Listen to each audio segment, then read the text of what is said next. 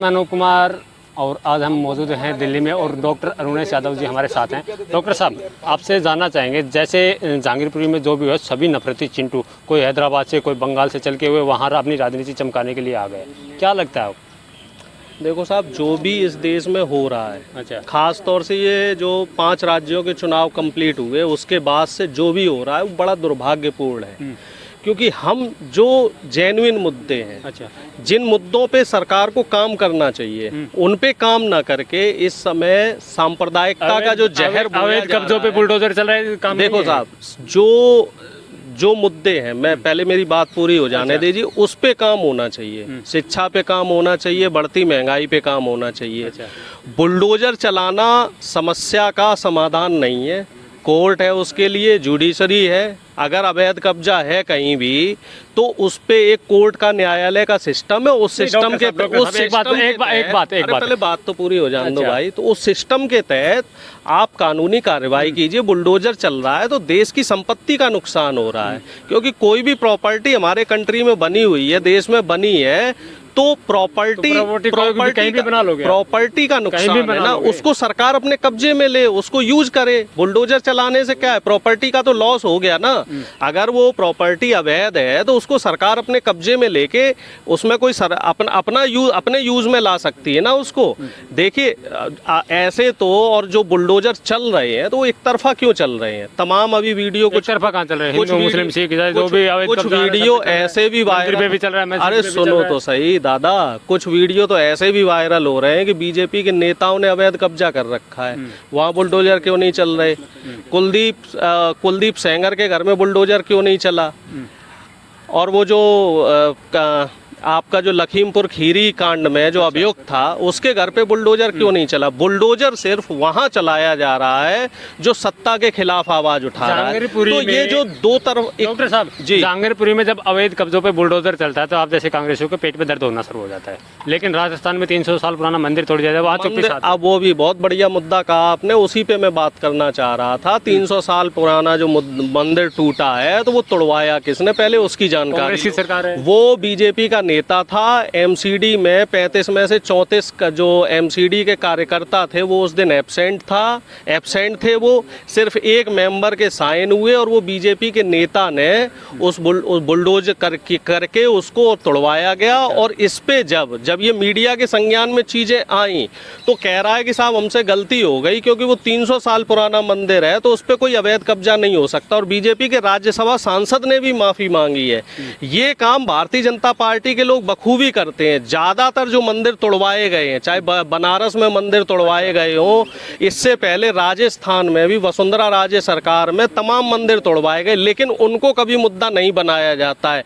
मुद्दा सिर्फ वहां बनाया जाता है जहां पे भारतीय जनता पार्टी उसका फायदा उठाना एमसीडी में भाजपा है जी। लेकिन जब सालासर मंदिर का गेट तोड़ा जाता है वहाँ कौन सी बात? देखिए, बिना परमिशन के गेट तोड़ा, ऐसे तो आप कहीं भी तो कांग्रेस, आप ऐसे कहीं भी कहीं भी जाके आप कहीं भी उसको बुलडोजर से तोड़वा दो। कौन सी बात कर रहे थे आप? गेट वाली बात कर रहे थे। सालासर मंदिर का तो गेट, वो जो गेट तोड़ा गया था वो गेट भी बीजेपी की जो परमिशन थी उससे तोड़ा गया था। सेंट्रल पीडब्ल्यूडी का प्रोजेक्ट नहीं था, वो सीपीडब्ल्यूडी का प्रोजेक्ट था। और मैं आपसे भी निवेदन कर रहा हूं कि जो व्हाट्सएप यूनिवर्सिटी का ज्ञान है, आधी अधूरी जानकारी के साथ मत आया कि कृपया आप जैसे पत्रकार, आप जैसे लोग पूरी जानकारी के साथ आया कीजिए, क्योंकि जो नेशनल मीडिया है उसको तो पूरी खुराक मिल रही है। वो तो उन्हीं के हिसाब से, वो तो पालतू है, वो उन्हीं के हिसाब से खबर दिखाएंगे। सीधा सवाल कर लेते नहीं, सवाल कीजिए, लेकिन सच सवाल कीजिए। जो सवाल सही है वो सवाल कीजिए।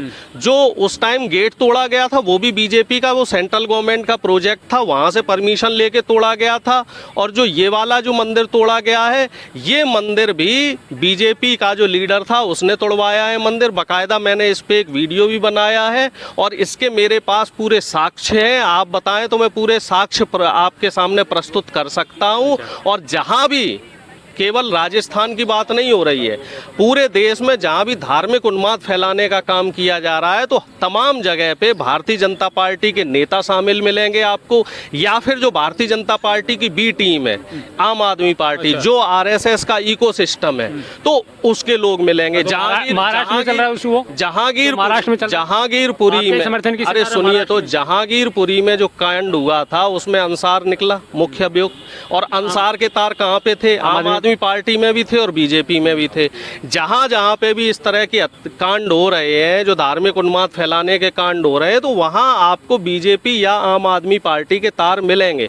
और जो महाराष्ट्र में भी जो घटना हुई है, तो उस घटना में भी मैं निश्चित तौर पे लिख के दे सकता हूं कि वहां पे मनसे और बीजेपी के लोग शामिल होंगे। अच्छा, हाँ, मैं अभी उसका आपको अपना पल्ला झाड़ लो, नहीं, पल्ला नहीं। देखिए, कांग्रेस कभी भी इस तरह का काम नहीं करती। कांग्रेस ने कभी भी सामाजिक ताना बाना बिखेरने का काम नहीं किया। कांग्रेस हर जाति को, हर धर्म को और हर संप्रदाय को साथ में लेकर देश को चलाती रही है और आगे भी चलाती रहेगी। देखिए, चुनाव की चिंता कभी भी कांग्रेस ने नहीं की। अगर चुनाव की चिंता कांग्रेस ने की होती तो बहुत सारे ऐसे मुद्दे थे जिन मुद्दों का कांग्रेस फायदा उठा सकती, लेकिन कांग्रेस ने हमेशा आम आदमी के मुद्दों को उठाया और आम आदमी के मुद्दों के लिए ही काम कर रही है। अभी भी महंगाई, भ्रष्टाचार और बढ़ती हुई महंगाई, बढ़ती हुई जो कीमतें हैं डीजल पेट्रोल की, तो इसको लेके कांग्रेस का देशव्यापी आंदोलन चल रहा है। लेकिन दुर्भाग्य की बात यह है कि नेशनल, खुद के घर में आग लगती है तब नेशनल मीडिया उसको कवर नहीं कर रहा। दुर्भाग्य गुजरात में आपके नेता की गिरफ्तारी होगी तो आप सड़कों पर उतर के नहीं अपने घर बैठे थे।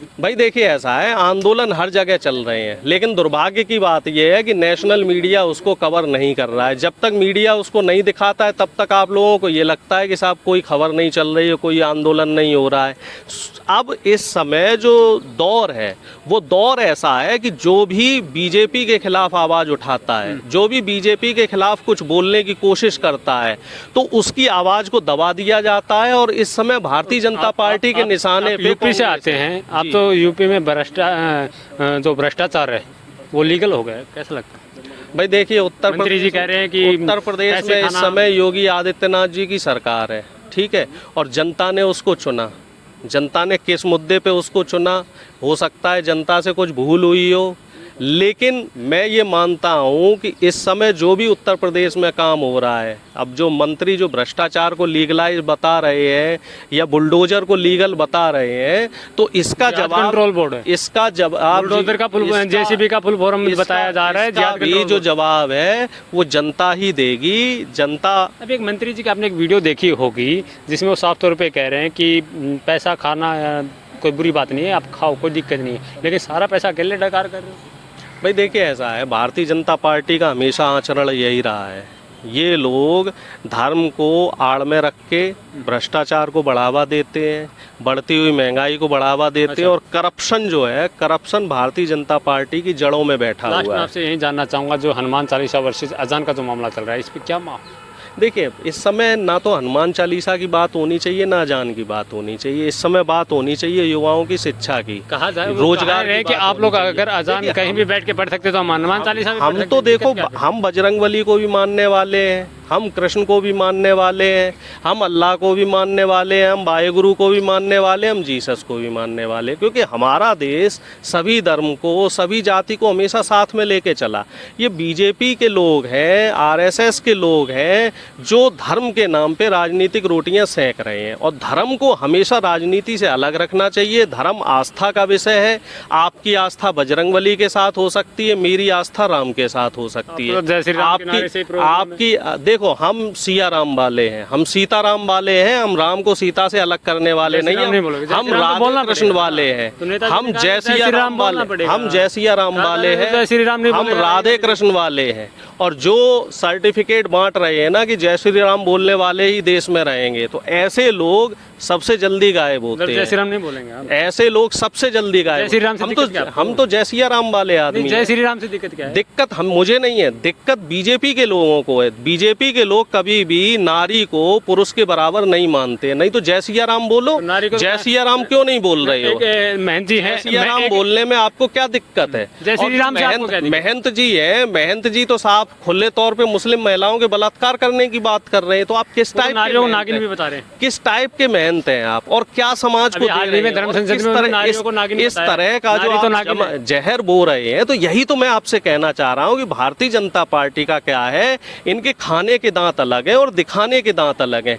ये समाज में सिर्फ नफरत फैलाना चाहते हैं, औरतों को तो भोग विलास की वस्तु मान रखा है, औरत को ये सम्मान देना नहीं चाहते, दलितों को ये मंदिर में नहीं घुसने देते हैं, और पिछड़ों से ये कावड़ उठवाने का काम करते हैं, और मुसलमान गरीब मुसलमान है तो वो आतंकवादी, और अमीर मुसलमान है तो वो इनका दामाद है। आपकी सरकार भी तो कम नहीं है, राजस्थान में आप लोगों की सरकार है, मूछे रखने के कारण एक दलित को मार दिया जाता है, कोई कार्रवाई नहीं होती। कार्रवाई हुई है, उसको गिरफ्तार किया गया, और जिस पुजारी ने दलित को मंदिर में घुसने से मना कर दिया था, वो पुजारी अभी जेल के अंदर, जितेंद्र मेघवाल केस में भी जो अभियुक्त है उनके खिलाफ कार्रवाई है, वो जेल के अंदर है। ऐसा नहीं है, हमारे यहाँ कार्रवाई होती है, हमारी जहाँ जहाँ भी सरकार है कार्रवाई होती है। बस ये है कि हम लोग ढिंढोरा नहीं पीटते, ढिंढोरा नहीं पीटते।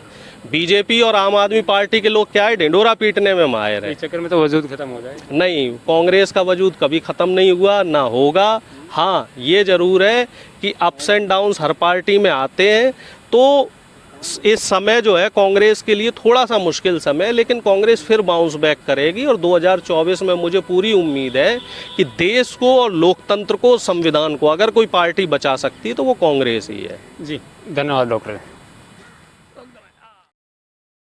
वीडियो पसंद आई हो तो वीडियो को लाइक करें, चैनल को सब्सक्राइब करें, सब्सक्राइब बटन के साथ लगे नोटिफिकेशन बेल आइकन को भी दबा दें ताकि आप हमारी हर वीडियो से अपडेट रह सकें।